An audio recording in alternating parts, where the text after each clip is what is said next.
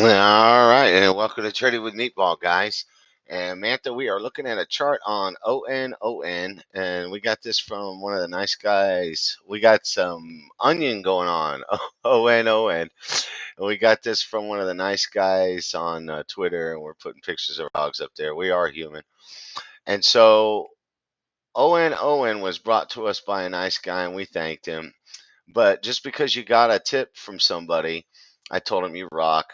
And you want to look at the chart, yourself, and they're sharing here. These guys are good, and they teach each other, and they teach me. And here I was reminding everybody, hey, look at the housing data. Okay, so Mantha, we got an economic calendar. There's numbers coming on at 10 o'clock, and that's 30 minutes after the market opens. There's actually more data along the same line. The building permits comes out before the market opens. So you got to check another economic calendar. As things can affect us, the market is totally affected by the housing market. So let's talk about that.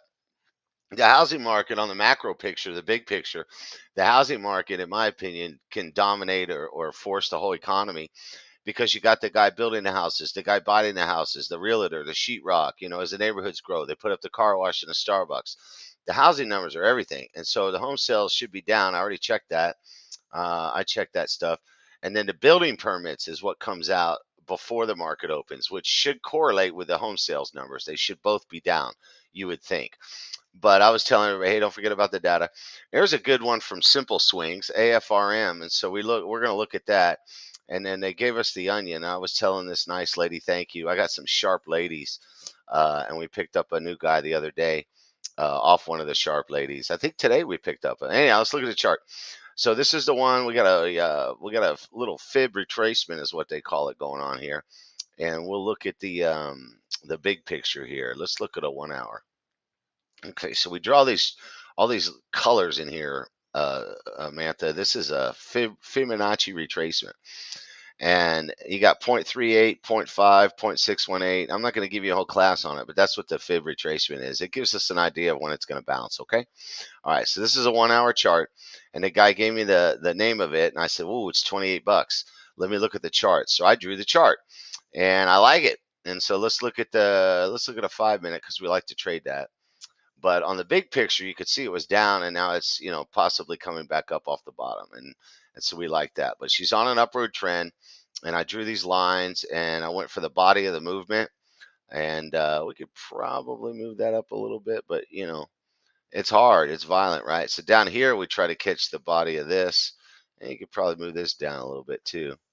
And this is on the 5 minute chart now, okay? But you could see the retracement, Samantha, as it comes down and then it goes up.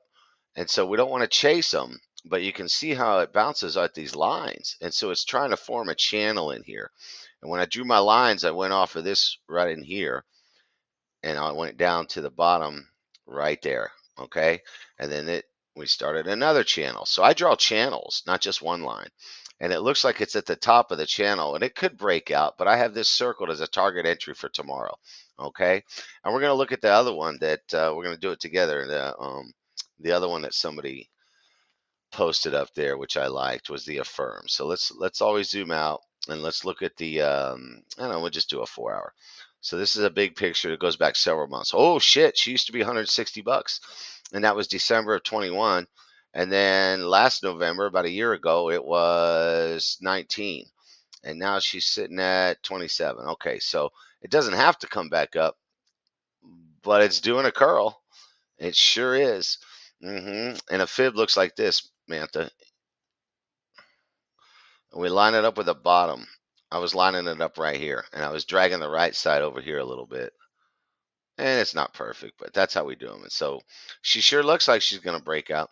So we draw some zones and we draw some lines, and that's how we do it. And hopefully we get a little bounce off this sucker. It looks like she's going to go. We'll find out. But, the market's up pretty high, and if the market pulls back, it could pull everything else with it. And dragging this left, you can see the resistance and the chop zone in there. So learn to draw your own lines, guys, and you'll go far in this world. I know you can do it. God bless you. Everybody go get the AFRM. I like this. She's looking like she's primed and ready for a gap up to 35 or 32.